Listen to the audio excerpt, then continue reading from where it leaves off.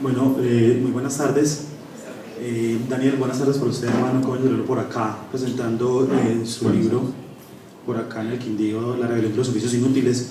Entonces, la idea del conversatorio es que podamos como intercambiar unos puntos de vista sobre el texto, sobre el libro específicamente, sobre algunas inquietudes, como para ir también dirigiendo un poco al público y además también darles como una entrada para que se interesen por el libro, que acá está a la venta. Y luego abrimos un espacio para las preguntas, para que el diálogo se haga un poquito más amplio. Entonces voy a empezar leyendo una partecita pues, que quise como escribir como introducción para el conversatorio, y ahí hago un par de preguntas para iniciar. Así empieza la historia, desde abajo, una historia de empuñaduras, de actividades de gentes pequeñas que construyen sus proyectos tratando de anudar comunitariamente sus diferencias sobre una vida buena, esa metafísica de intentos, de creencias colectivas que trunca el poder de los poderosos y los hace proyectos fallidos. Por eso, como decía Camus, uno no puede ponerse del lado de quienes hacen la historia, sino al servicio de quienes la padecen. Ese tratamiento estético implica llenar de humanidad lo que hay de desconcierto en el reverso de las historias que nos cuentan.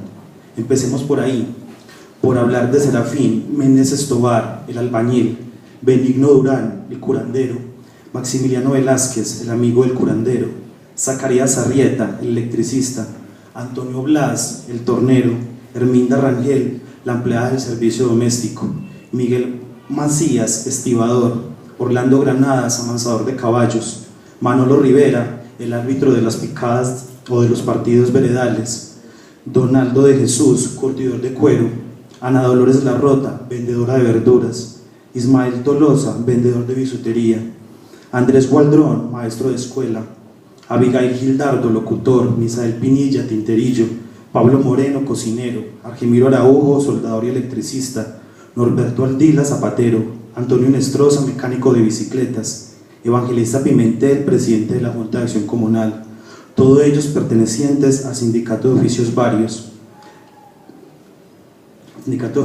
Los oficios que la gente considera inútiles, oficios para los que las personas no van a la escuela, al colegio, a la universidad, los que la gente considera deshonrosos u oficios de hambre.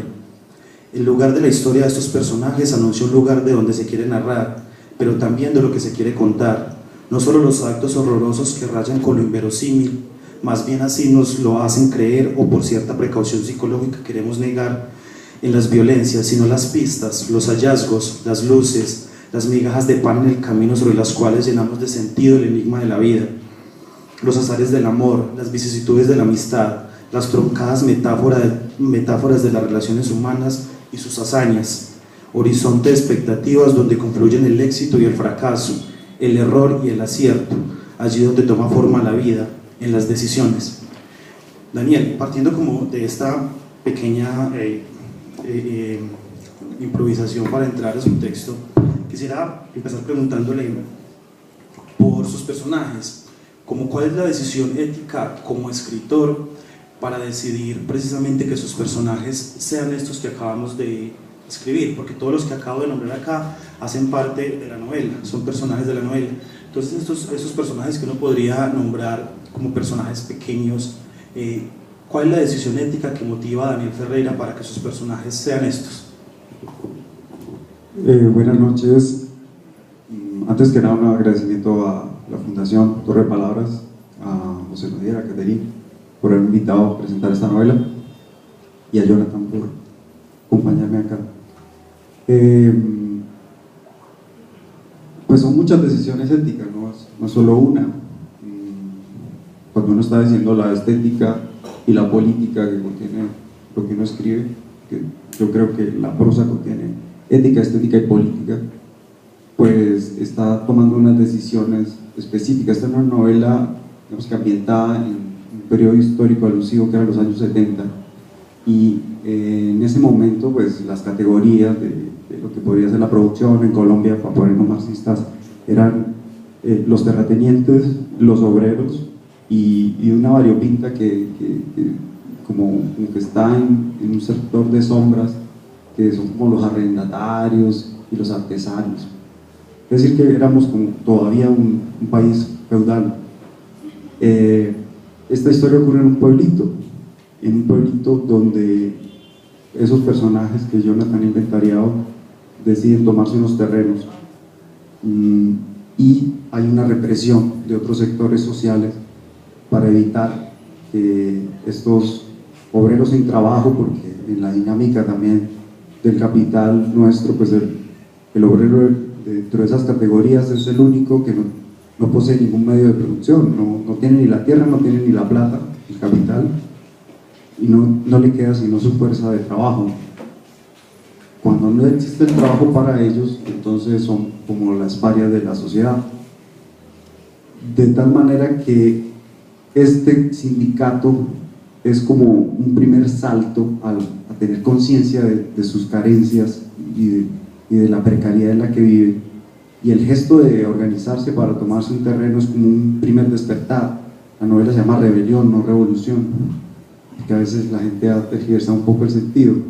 En la revolución una clase se toma el lugar de la otra, la suplanta y se apropia. Todo esto podría parecer terminología marxista, pero estaba un poco en el estudio de idearios de la época que yo estaba leyendo para tratar de construir como el mundo político de las agrupaciones, de la NUC, de los sectores que en esa década en Colombia se organizaron para tomarse las tierras ante, digamos, la modesta reforma agraria del 64. Pero en la novela son personajes solamente secundarios, son los perseguidos. La novela tiene 3 protagonistas, y esos protagonistas, cada uno tiene como una visión de lo que fue la toma. Uno es la visión del testigo, que es la visión de un periodista de un periódico rojo revolucionario de esa época, que en el libro se llama La gallina política.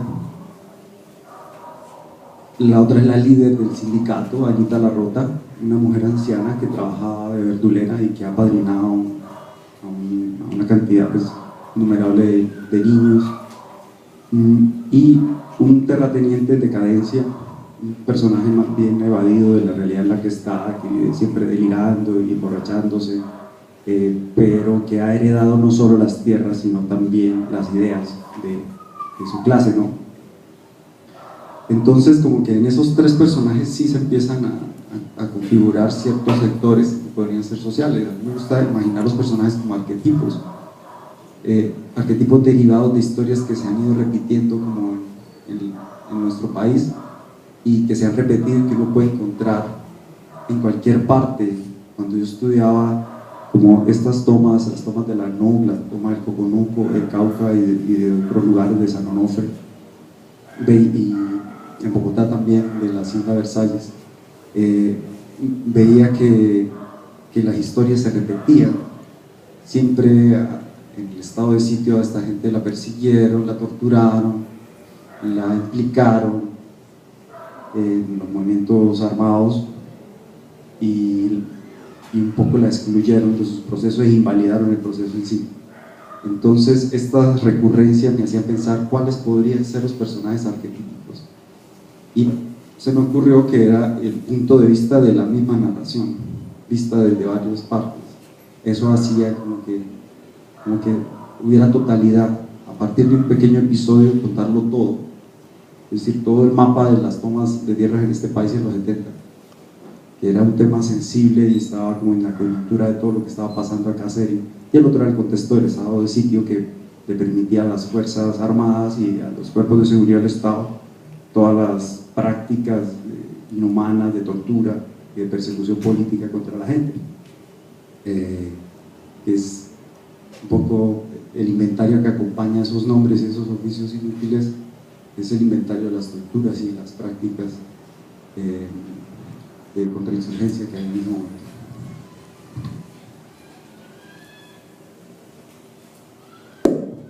Bien, Daniel, ya nombraste como 3 de los personajes centrales de la rebelión de los oficios inútiles, que es, pues, como bien lo decía Daniel, Anita Larrota, que es la líder del sindicato de los oficios inútiles, Simón Alemán, que es el terrateniente como venido a menos, un terrateniente fracasado, que es algo de cierta forma paradójico en los años 70, y Joaquín Borja, que es el director del periódico La Gallina Política. Entonces lo que te pregunté ahorita era cuáles las decisiones éticas que motivaban al escritor para escribir sobre esos personajes mínimos. Ahora le hago la pregunta con respecto a los personajes en sí, es decir, ¿qué tipo de decisiones van marcando el destino de estos personajes? Porque cuando uno puede leer la novela, ve que ellos tres en la historia tienen proyectos fallidos.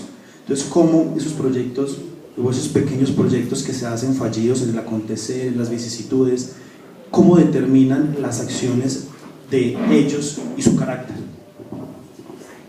Bueno, habría que pensar como en cada un personaje en particular. Ana Larrota es una anciana que aparece como en 4 o 5 momentos de su vida en el libro. Aparece en su infancia, como enfrentada a la segregación porque de niña la llevan a conocer un pueblo de leprosos y allí ve todo el sistema de la exclusión. Una Ana Larrota un poco más dramática, que es la Ana viuda y madre. Ha perdido a su hijo por una bala perdida y ha perdido a su marido porque se suicida. Y el personaje se va adensando, luego aparece en un juicio marcial, y en este juicio marcial se oye la voz de Ana, y Ana razona como en parábolas, porque va a cada respuesta de estos cuestionarios incriminatorios que eran comunes en la época, que eran juicios sumarios que le estaban permitidos a las Fuerzas Armadas, a la gente la implicaban, eran preguntas acusadoras. Era: ¿usted por qué es guerrillero? ¿Sí? Donde se presumía que la persona era culpable hasta que se demostrara lo contrario.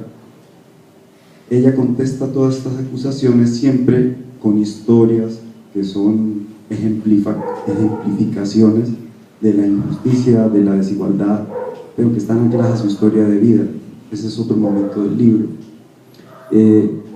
Después la vemos en la cárcel, como en un mundo medio delincuencial, donde están reuniéndose todos los presos políticos, pues, de este país, que también tienen estratificación, ¿no?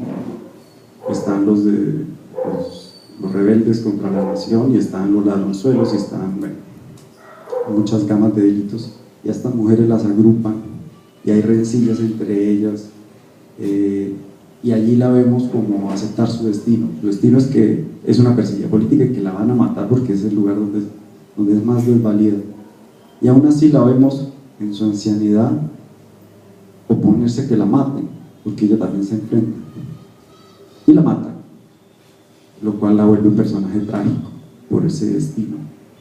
Entonces el destino pues determina la línea de vida, ¿no?, de los personajes. En ese caso el personaje está construido como por momentos, por saltos de vida. Esto coincide con una idea que yo tenía, que la robé a Borges, de que si uno va a simplificar una vida narrativa, tiene que buscar 3 o 4 momentos, que es lo que definen todo. Yo creo que esto no solo es válido para la literatura, esto es válido también para la vida de uno. Son 3 o 4 decisiones las que deciden la vida de las personas, y si usted comete las decisiones equivocadas, pues puede tomar otros rumbos y otros caminos. Ana Larrota da esos pequeños saltos y la vemos como en los momentos que lo deciden todo. No se puede, por la vastedad que daría, entrar a la minucia de cómo se llega a esos momentos y a esa decisión, que también sería interesante, pero crearía historias muy vastas, muy largas, muy extensas y muy minuciosas. No sabemos también, Ana Larrota, cuáles fueron los errores de su vida, y cuáles fueron sus dolores, y cuáles fueron sus equivocaciones. Es como si se estuvieran sumando los momentos que deciden a una gran mujer, ¿no? En el caso de ese personaje, que es medio heroico, aspira como a hacerlo, pero esas minucias pues no están sino unos cuantos momentos, y con esos momentos tiene que bastar para construirse una idea de lo que fue Ana Larrota.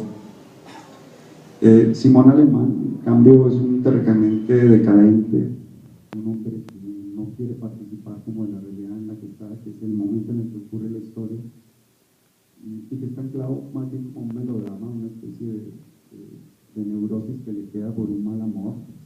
Pues, está un hecho común que un hombre lo abandone a una mujer o la engañe, pero pues solo en las novelas se puede instar algo como eso y volverlo como una cierta ética del dolor, no sé, así se escribió Bajo el Volcán, por ejemplo. Entonces, este hombre, pese a que está presentado en la novela siempre en momentos de evasión, siempre aludiendo, y quizás su único momento de desesperación es cuando está a punto de perder el capital y aún así, con el licor, decide dejarse ir. Parece que no fuera a actuar dentro del libro, y sin embargo es el que hace de guía para el exterminio, ¿no? Entonces termina implicado porque la realidad se lo lleva, y porque él ha estado todo el tiempo permanentemente conectado con lo que está pasando ahí, porque él es el heredero de una tierra de usurpación que le fue quitada a los antepasados de estos campesinos en otras guerras anteriores de Colombia, y con la cual se fue constituyendo y acumulando ese capital que él heredó y que dilapidó.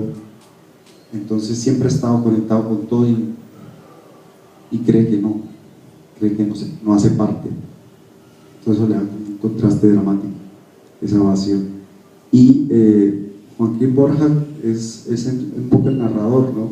Es el dueño de este periódico de provincia, y él es como un testigo, primero distanciado de lo que está pasando, quiere solo contarlo, pero después termina involucrado, conociendo ya el proceso, y el salto dramático es que él termina de testigo en actor, en perseguido político, y esa alteración del lugar del testigo es lo que yo creería que un poco crea el personaje, crea como su relieve, pensando por ejemplo en los saltos del punto de vista que pueden tener, no sé, personajes como Pereira, en su cine Pereira de Tabuki, que es también alguien que no se ha dado cuenta que vive en una dictadura, hasta que a sus amigos, los vecinos, los muchachitos rockeros los cogen y los empiezan a perseguir. Y entonces esto, la complicidad con esos muchachos le hace comprender la realidad en la que vive, y termina pasando al otro lado, ya en la edad tardía, termina volviéndose una especie de revolucionario. Es un poco eso también, es ese juego de mudarle el sitio del confort a un personaje que funda un periódico, no sabe muy bien para qué, y termina radicalizándose en la medida en que va testimoniando lo que ve. Es el punto de vista, ¿no?, que altera la conciencia y altera muchas cosas.